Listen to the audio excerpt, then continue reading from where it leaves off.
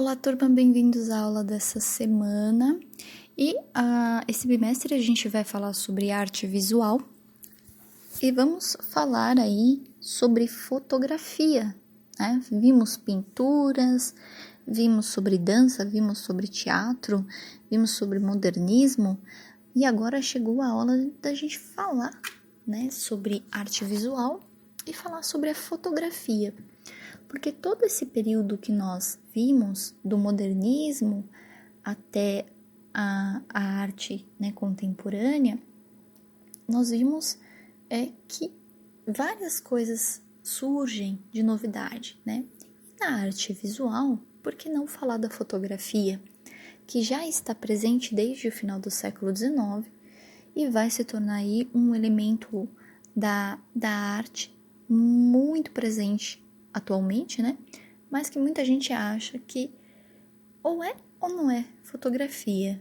Então, vamos dar uma analisada aí em alguns artistas e suas obras em fotografia ou que utilizam elementos fotográficos. Então, fotografia é arte, sim, né? Já no final do século XIX, a fotografia ela vai ser vista como uma expressão artística e ela vai ser usada até mesmo como referência para pinturas. Então, os pintores eles começam a ver a fotografia como um elemento diferente de enquadramento, de visão, né? De como colocar o espectador na pintura. Então, eles passam a utilizar algumas técnicas da fotografia na construção das suas pinturas. E também nós vamos ver que a fotografia ela traz uma forma única, né? E ela é inserida como uma produção artística a partir do século XX. Ela vai passar a ser uma forma de arte visual. Então, no começo, nós vamos ter a pintura fotográfica. Quando a fotografia surge, os artistas vão observar essas fotografias, né? Como que é a foto em si, como que é a captação da imagem. Né? É diferente da pintura, onde eu tenho um tema, né, como paisagem, pintura de gênero, pintura histórica. A fotografia, ela capta o momento, ela capta um local, um lugar, ela capta uma imagem. E esses artistas vão se interessar.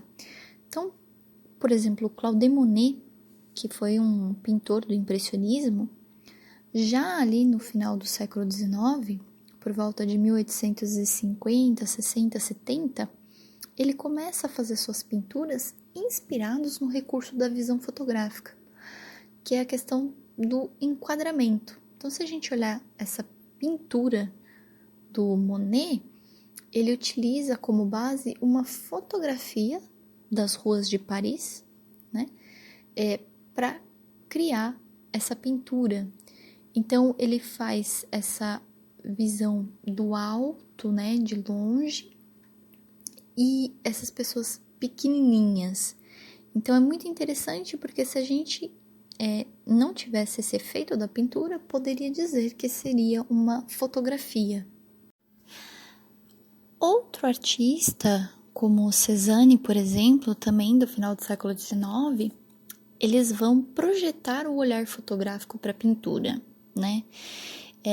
Transportando o espectador de observador para participante da obra. Então, na pintura que está à esquerda na telinha de vocês, é a primeira pintura que o Cézanne fez. A pintura se chama A Rua da Casa do Dr. Gachet. E essa pintura, se vocês observarem, ela dá a sensação de que nós estamos observando, né, a visão do artista. Então, o artista está pintando e eu estou observando a visão que ele teve, né? Essas manchas, né, dão a sensação de que eu estou observando de fora. Já a segunda pintura também é a mesma rua, é o mesmo local, só que agora a sensação é como se eu estivesse olhando pela câmera e captando essa imagem. Então, algumas mudanças na forma como ele pinta, dão essa sensação.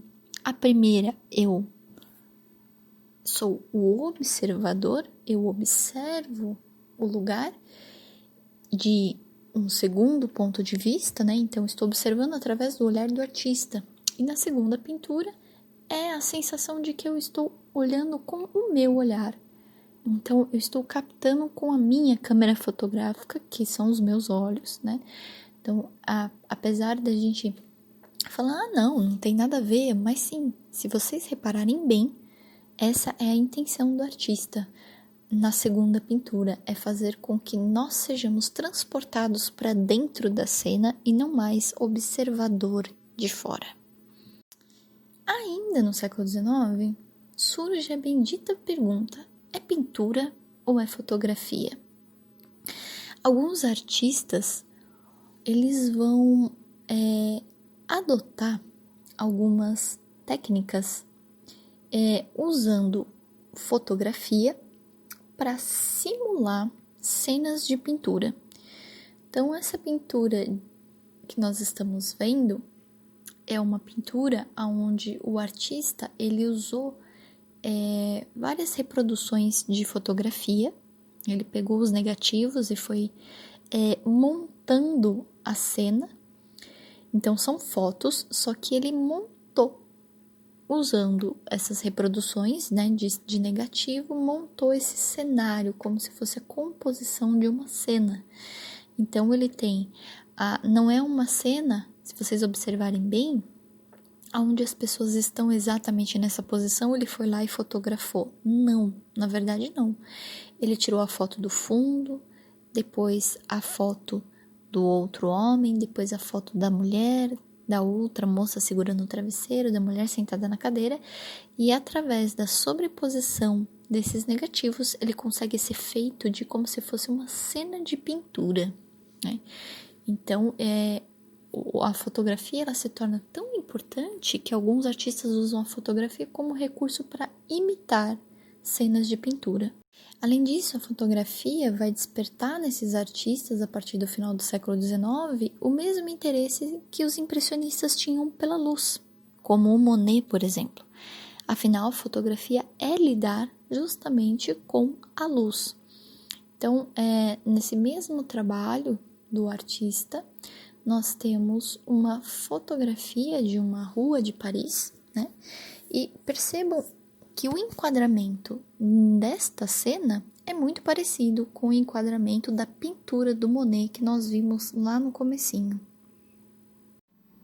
Tá, já entendi que eu tenho pintura que usa técnicas de fotografia e fotografia que utiliza recurso de cena de pintura, mas afinal, e a foto? Agora é foto, né? Então, a partir do surrealismo, que foi aquele movimento que a gente estudou lá no começo do ano, a fotografia, ela vai passar a ser inserida, né, em diversas formas de arte visual. E já na metade do século XX, a fotografia se torna um elemento essencial para se expressar através da visualidade. E um dos artistas do surrealismo que vai trazer pra gente isso, né, é o Man Ray. Então, o artista Man Ray é um artista do surrealismo, fazia parte do grupo dos surrealistas. Ele foi um dos artistas que mais se engajou nesse mundo da fotografia, né? Então, agora a fotografia ela não é um retrato, ela traduz sensações e sonhos, assim como a proposta do surrealismo.